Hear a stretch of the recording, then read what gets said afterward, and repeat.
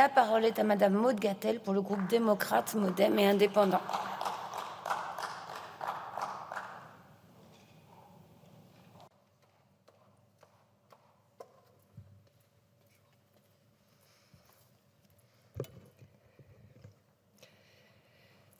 Madame la Présidente, Monsieur le Ministre, Monsieur le Président rapporteur, à mon tour de m'associer aux dénonciations fermes à l'égard des menaces dont vous avez été l'objet.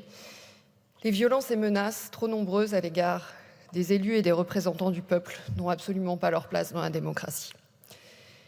Nous sommes le 24 août 1837. Dans un vacarme assourdissant et une épaisse fumée, le premier train de voyageurs s'élance de l'embarcadère de la place de l'Europe, aujourd'hui la gare Saint-Lazare.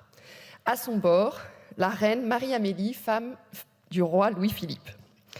Les 19 kilomètres entre Paris et Le Pec sont avalés en 28 minutes, contre 2h30 en diligence. Une révolution dans la connexion entre les territoires et leur population. Le cheval est désormais concurrencé par le cheval vapeur.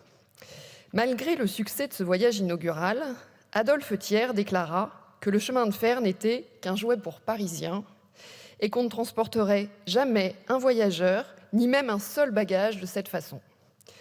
185 ans plus tard, nous avons pourtant près de 28 000 kilomètres de voies ferrées et plusieurs millions de passagers transportés chaque jour sur tout le territoire.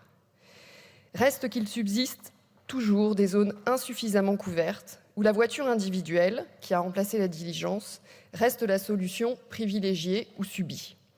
Si les mobilités occupent une place centrale dans le quotidien de nos concitoyens, avec près d'1 heure par jour passée en moyenne dans les transports, rien que pour le trajet domicile-travail, les 3/4 des Français utilisent leur véhicule pour se rendre au travail.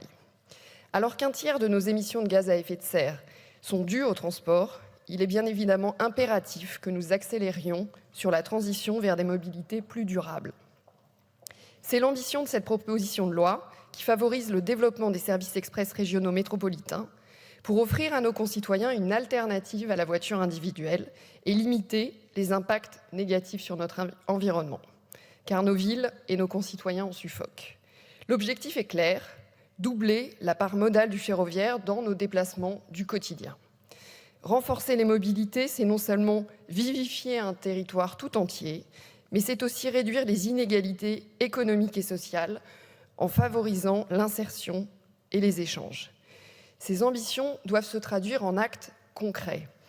Cette proposition de loi permet de partager le savoir-faire précieux et reconnu de la Société du Grand Paris avec les territoires volontaires pour développer des services express régionaux métropolitains et ainsi concourir à un maillage fin du territoire. Cette ingénierie est un élément indispensable à la bonne réalisation des projets et à l'accélération du développement du ferroviaire qui doit agir comme une colonne vertébrale autour de laquelle s'articuleront d'autres mobilités propres. C'est bien d'une véritable offre multimodale dont il est question qui doit être pensée dès la conception des projets. Un impératif si nous voulons offrir à nos concitoyens un continuum de services qui répondent à leurs attentes. Ne nous y trompons pas, c'est l'offre qui participe aussi à créer la demande. Elle doit être satisfaisante en termes de fréquence et de fiabilité.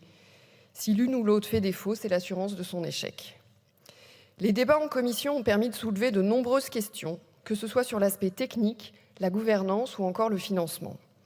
Des réponses ont pu être apportées, notamment sur la définition du SERM, sur l'intégration de nouveaux objectifs ou encore sur la clarification de l'organisation et du partage des compétences entre les différents acteurs.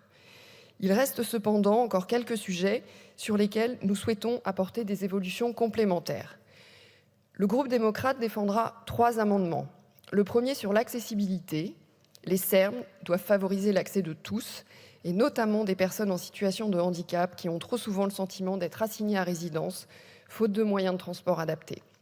Le deuxième sur l'importance de ces RER métropolitains dans le désenclavement des territoires périurbains comme ruraux.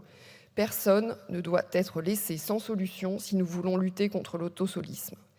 Le troisième, pour garantir l'interopérabilité des services d'information voyageurs et de billettique, afin d'avoir l'expérience la plus simple et fluide possible. C'est un gage de réussite. De nombreuses villes et élus sont volontaires pour accélérer sur le ferroviaire. Il nous faut leur garantir des solutions pour les soutenir résolument dans leur démarche. Cette proposition de loi y participe et bien évidemment, le groupe démocrate la soutiendra. Je vous remercie.